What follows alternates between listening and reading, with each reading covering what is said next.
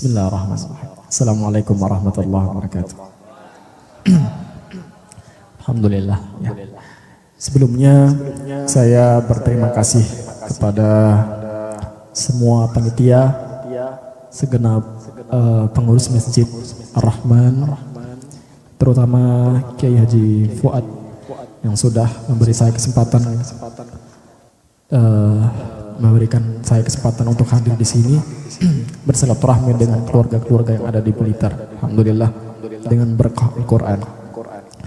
Jadi sedikit saya ingin bercerita. Ini mudah-mudahan bisa menjadi motivasi buat kita semua dan khususnya untuk ibu-ibu dan mungkin calon ibu-ibu. Jadi ibu saya pernah bercerita kepada saya. Dulu semasa saya masih dalam kandungan ibu saya selalu mendengarkan bacaan tilawah Al-Quran. Setiap kali ibu saya melakukan aktivitasnya, seperti halnya ibu rumah tangga, itu sambil melakukan aktivitasnya sambil mendengarkan bacaan Al-Quran. Karena memang orang tua saya itu idola sekali nih dengan para kori-kori itu. Karena dulu ada kori internasional dari Bima itu pernah juara di Mekah tahun 70-an. Itu kasetnya sering diputar-putar di masjid. Nah, sampai ibu saya itu kadang mendengarkan sambil menangis dan sambil berdoa. Ya Allah, mudah-mudahan anak saya kelak bisa menjadi seperti ini ya Allah. Doa dari ibu. Ya. Itu kunci pertama. Setelah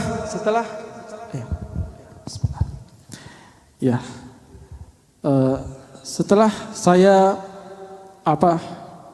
mulai menginjak usia 4-5 tahun, itu saya mulai belajar Al-Quran.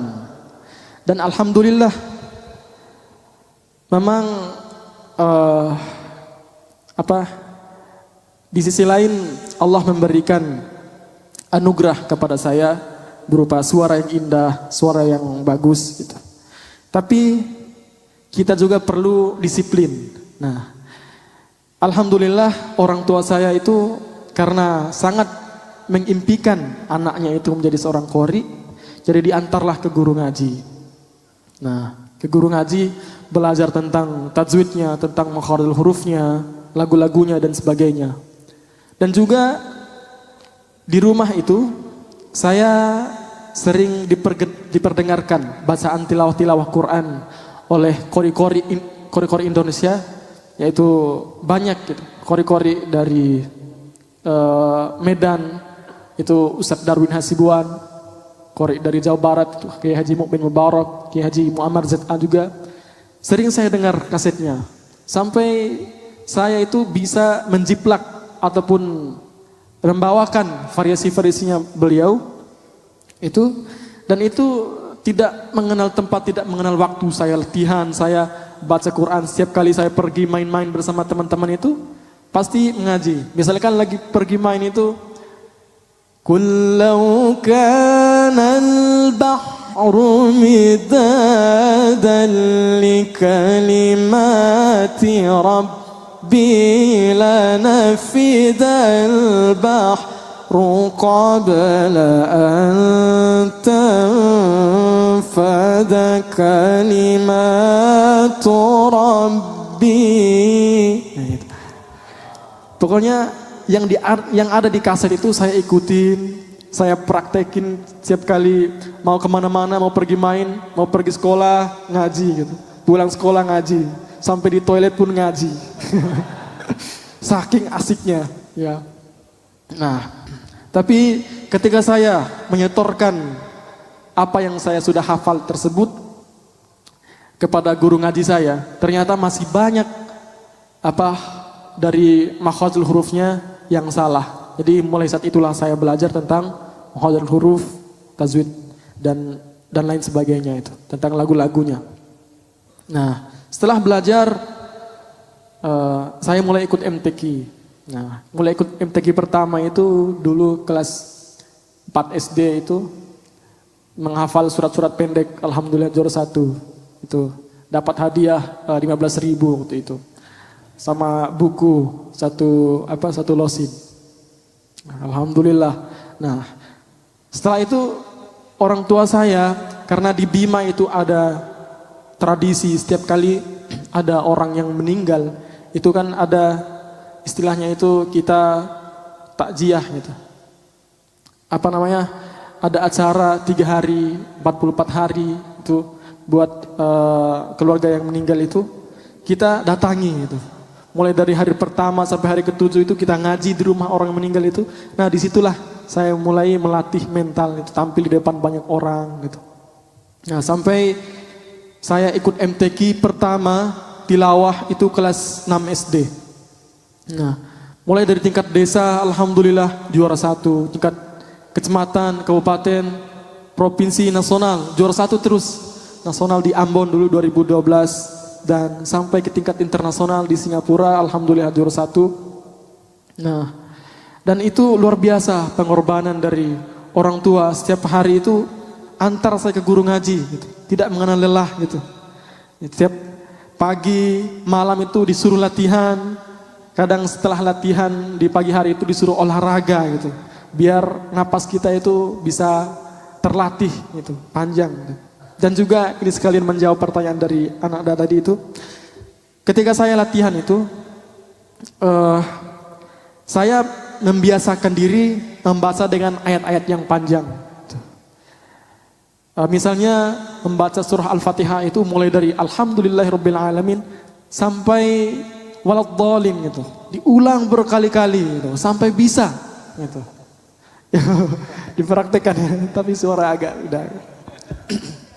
Misalnya latihan seperti ini, latihan pernapasannya. Mungkin teman-teman yang ikut MTQ itu bisa mencoba latihan seperti ini. A'udzubillahi minasyaitonir. Alhamdulillahi rabbil alamin arrahmanir rahim maliki yaumiddin iyyaka na'budu wa iyyaka nasta'in. Misalkan percobaan pertama itu sampai iyyaka na'budu wa iyyaka nasta'in. Nah, usahakan percobaan kedua, ketiga dan selanjutnya itu melewati ihdinas siratal mustaqim. Mungkin sampai apa? Siratal ladzina an'amta 'alaihim mungkin gitu. Atau sampai akhir kalau bisa. Akan tetapi volume suara kita itu diperkecil. Ya, diperkecil. Misalkan tadi alhamdulillah. Nah, sekarang diperkecil. Alhamdulillah gitu. Biar supaya napas kita itu panjang gitu, irit gitu, suara gitu. Saya coba seperti ini. Alhamdulillahi rabbil alamin arrahmanir rahim maliki yaumiddin iyyaka na'budu wa iyyaka nasta'in ihdinas siratal mustaqim siratal ladzina an'amta 'alaihim. Karena suara saya udah habis.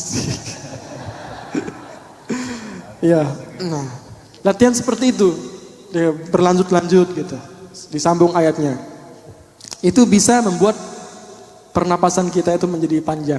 Tapi dengan syarat harus konsisten, harus istiqomah gitu. Latihan setiap hari. Nah, setelah itu waktu kemarin saya setelah tampil di Singapura itu diundang gitu ke Istana Negara, Masya Allah. Ketemu dengan Presiden SBY, Masya Allah. Ya, tampil di televisi ya. Sampai teman-teman di kampung bilang, "Wah, Samsuri sudah jadi artis sekarang, tampil di TV." Ya, alhamdulillah. Luar biasa.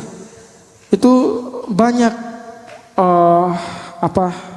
hal-hal yang membuat saya itu merasa sedih juga, kadang merasa bahagia juga. Karena melihat pengorbanan dari orang tua saya yang terus mengantarkan saya ke guru ngaji. Walaupun saya dulunya itu anaknya rada-rada nakal gitu. Teman-teman yang lain asik dengan mainannya, bermain-main gitu. Tapi oleh orang tua saya disuruh pergi ngaji. Bahkan kalau tidak pergi ngaji itu kadang diusir dari rumah, ya, kadang dicambuk lah, apalah. Ya, tapi begitulah. Sekarang baru saya tahu hikmahnya itu luar biasa. Ya, sampai saya bisa hadir di sini ini, masya Allah. Karena semua itu pengorbanan dari orang tua. Orang tualah yang buat saya bisa disiplin dalam latihan. Bahkan ketika saya latihan di rumah itu, ibu saya bilang, "Nak, latihanlah kamu sebagaimana kamu tampil di MTQ nasional, internasional." Akhirnya saya siap-siap gitu. Tampil, saya bayangkan bahwa ini saya tampil di MTQ internasional. Dan alhamdulillah itu terwujud gitu. Tampil di MTQ internasional, MTQ di Turki, MTQ di Tanzania. Ya, alhamdulillah. Dan juga perbanyak latihan. Ya, walaupun bagi yang laki-laki umumnya itu pasti banyak tantangan. Seperti halnya ketika dari usia kanak-kanak menginjak usia remaja dewasa pasti melewati masa pubertas, masa peralihan. Nah, di masa peralihan itu saya melewatinya dengan latihan terus-menerus. Ya, setiap malam ngaji terus, setiap malam ngaji dan mendengarkan bacaan tilawah daripada qori-qori internasional, qori-qori dunia, itu syekh-syekh dari Mesir, Syekh Mahmud Sahad, Syekh Syakir Nejat, mendengar daripada variasi-variasinya beliau. Akhirnya saya ikutin pelan-pelan di rumah, kalau mau tidur ikutin, ya gitu. Akhirnya bisa gitu. Ternyata memang karena disiplin latihan, Allah memudahkan saya untuk bisa menghafal lagu-lagu Al-Quran dan juga bisa mudah dalam mempraktekkan irama-irama tersebut. Dan alhamdulillah sampai sekarang. Jadi seperti itu. Jadi itu semua tidak terlepas dari kedisiplinan kita dan juga yang terutama itu minta doa kepada orang tua, minta doa kepada guru gitu. Banyak nasihat-nasihat dari guru saya ketika mau pergi lomba MTQ Samsuri. Nanti ketika kamu mau membaca di MTQ itu, jangan lupa mendoakan gurumu, mendoakan orang tuamu, mendoakan orang-orang yang sudah meninggal gitu, kakek nenekmu. Itu bacakan Fatihah buat mereka, baca zikir, dan setiap kali di sela-sela bacaan ayat Al-Quran kita itu, misalkan dari ayat 1 ke ayat selanjutnya itu, di waktu jedanya itu baca sholawat gitu. Biar bacaan kita tidak salah, tidak jali. Dan alhamdulillah saya praktekkan nasihat dari guru saya. Alhamdulillah selama saya ikut MTQ saya tidak pernah jali sekalipun. Karena memang ya berkah itu. Berkah sholawat, berkah dari zikir kita. Dan banyak-banyak berdoa. Ya Allah mudah-mudahan mudahkanlah mata saya dalam melihat Al-Quran, membaca Al-Quran. Mudahkanlah mulut saya dalam membaca ayat-ayatmu. Mudahkan pendengaran saya dalam mendengarkan ayat-ayatmu. Dan alhamdulillah itu luar biasa. Memang Al-Quran itu memberi sebuah keajaiban buat kita. Memberikan keberkahan lah. Gitu. Sampai bisa keliling dunia. Bahkan sampai ke Amerika, sampai ke Afrika, ke Iran dan sebagainya. Itu karena Al-Quran pergi. Dan kemarin saya baru pulang juga dari Singapura, diundang oleh saudara-saudara kita Muslim di Singapura untuk imam taraweh dan juga haflah di sana. Dan sepulang dari situ ke Lumajang, terus ke Tulung Agung, sampai di sini ke Blitar. Masya Allah, berkah Al-Quran. Yang mudah-mudahan saya berharap dan berdoa, mudah-mudahan ada dari generasi-generasi kita yang ada di Blitar ini menjadi qori internasional, menjadi hafiz Al-Quran, menjadi para ahlul Quran, ahlullahi wa khasatuh. Itulah impian kita. Amin ya rabbal alamin. Mungkin hanya demikian cerita singkat dari saya. Mudah-mudahan bisa termotivasi buat anak-anak kita. Terima kasih. Assalamualaikum warahmatullahi wabarakatuh. Waalaikumsalam warahmatullahi wabarakatuh.